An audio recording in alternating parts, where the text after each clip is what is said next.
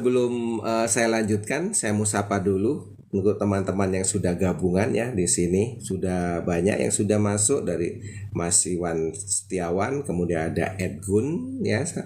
Selamat pagi, terima kasih. Ada Lunmi 9328, Asalanah Sal 1, ada Naini, Haryati, Fake Ahli Gizi, kemudian ada Ium, Halimah, Reti, M. Alkiamuhubi ya, Rudi Priyatna 2, Butin, terus ada user 89046004363. Salam kenal semuanya, terima kasih sudah mampir.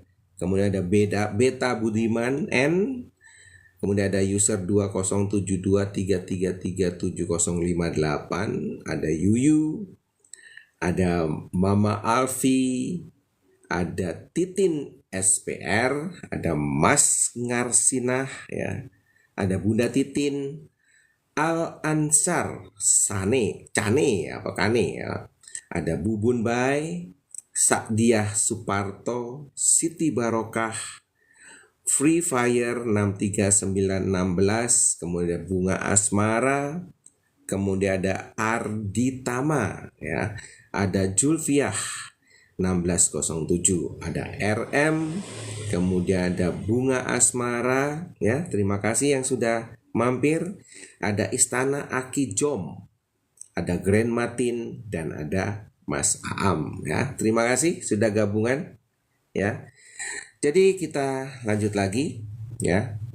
Jadi ibarat kita kemarin itu membawa ember ya, ember dari finansial kita yang ada lubangnya kecil sekali, yang mungkin menetesnya itu 1 tetes setiap hari. Tis. Besok lagi 1 tetes. Tis. Itu. Dan itu tidak kita sadari. Nah, itu yang akan kita coba bahas hari ini. Bagaimana kita bisa untuk mengatasi itu. Bagaimana kita bisa untuk lepas dari kondisi tersebut. Ya. Nah, apa yang perlu kita lakukan? Yang perlu kita lakukan, kita menemukan akar masalahnya di mana. Akar masalahnya di mana? Kita cari ya, faktanya seperti apa. Dan kita bisa dapatkan faktanya kalau kita mau jujur dengan diri kita sendiri. Ya, kita jujur. Berapa persen sih penghasilan kita saat ini atau kemarin yang benar-benar bekerja untuk mengamankan masa depan kita? Ya. Misal sekarang aman saja, kalau besok kita di PHK, ya kan, mudah-mudahan tidak terjadi. Kalau kita besok mengalami krisis finansial, berapa lama tabungan Anda, uang Anda, membantu Anda bisa bertahan hidup tanpa Anda harus berhutang?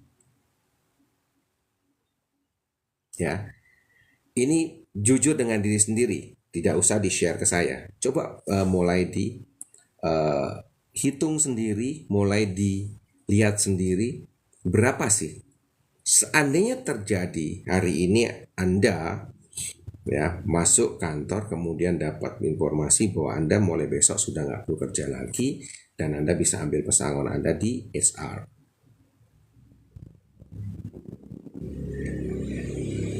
Dari situ mulai besok Anda sudah tidak bekerja lagi, sehingga mulai besok Anda tidak mendapatkan penghasilan di bulan yang akan datang.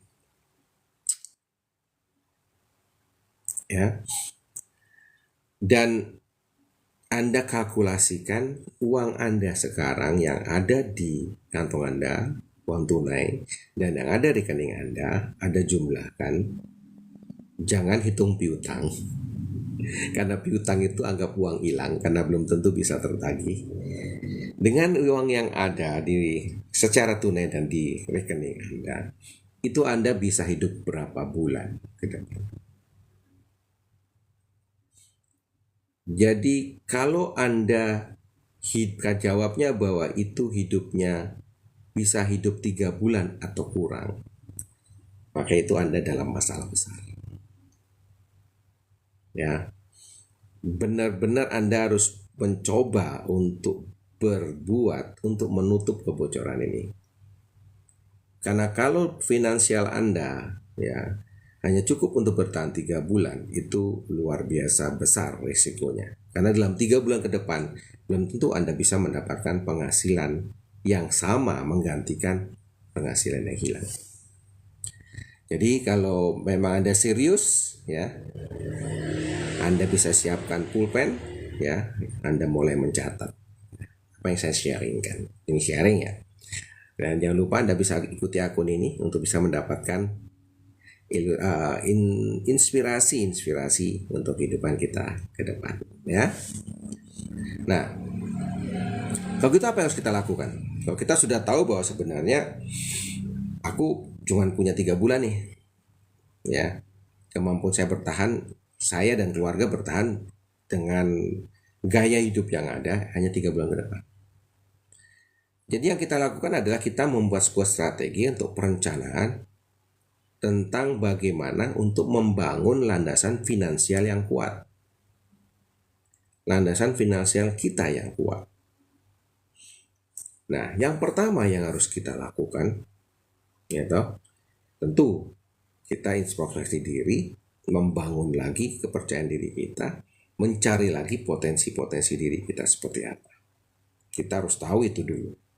Ya, setelah kita tahu potensi kita di mana, kita hebatnya di mana, kita lemahnya di mana, ya kan? Itu yang harus kita tahu. Ya, kalau tantangannya sudah jelas ya, kita hanya bisa bertahan hidup 3 bulan, itu tantangan. Ya, peluangnya masih luar biasa. Ya, jadi analisa SWOT sederhana untuk diri Anda sendiri. Ya, mungkin pada saat Anda di perusahaan juga sudah melakukan itu untuk perusahaan Anda, tapi sekarang mulai untuk melakukan perencanaan atau analisa SWOT untuk diri kita sendiri ya.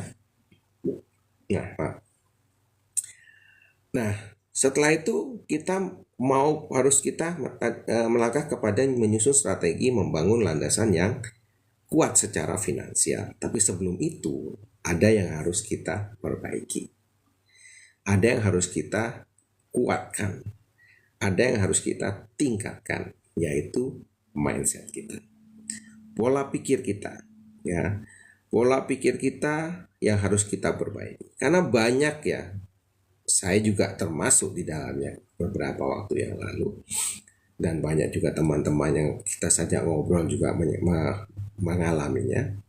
Kita memiliki mimpi yang besar ya, ingin cepat kaya, ingin cepat sukses. Tapi kalau fondasi Anda rapuh, meskipun Anda bisa kaya, Anda akan jatuh lagi. Ya. Jadi yang sekarang kita harus bangun adalah fondasinya, yaitu mindsetnya. Jadi seperti kalau kita membangun sebuah gedung ya, semakin tinggi gedung tersebut direncanakan untuk dibangun, semakin lama proses pembangunan fondasinya berjalan. Ya, mungkin Anda pernah ya, kalau pada saat jalan-jalan dulu, mungkin pernah ke Jakarta atau pernah ke Surabaya, Bandung, atau mungkin yang kemarin ada di Kalimantan pada saat proses IKN dibangun ya. Pada saat di tempat itu biasanya kan ditutup tuh dengan semacam pagar seperti seng gitu kan ya, nggak apalah namanya itu, menutup. Dan di situ seperti tidak terjadi apa-apa. Padahal kendaraan berat mau masuk wirawiri di sana, tapi tidak terjadi apa-apa. Selama beberapa tahun ya, itu nggak ada apa-apa. Padahal di dalam terdengar dakduk rame. Pekerja mundar mandir, banyak pekerja keluar masuk, alat berat juga banyak masuk. Tapi tidak kelihatan apa sih yang terjadi, yang terbangun. Ya, tahu kemudian Anda tidak lagi lewat di sana, Anda sibuk, kemudian suatu saat Anda lewat sana lagi, tiba-tiba itu sudah tinggi terbang. Ya, begitu juga, sama dengan pohon bambu juga begitu. Butuh waktu kurang lebih 5-6 tahun untuk bisa memperkuat akar pohon bambu. Setelah itu di tahun ke-7 sudah akan menjadi sebuah hutan pohon bambu.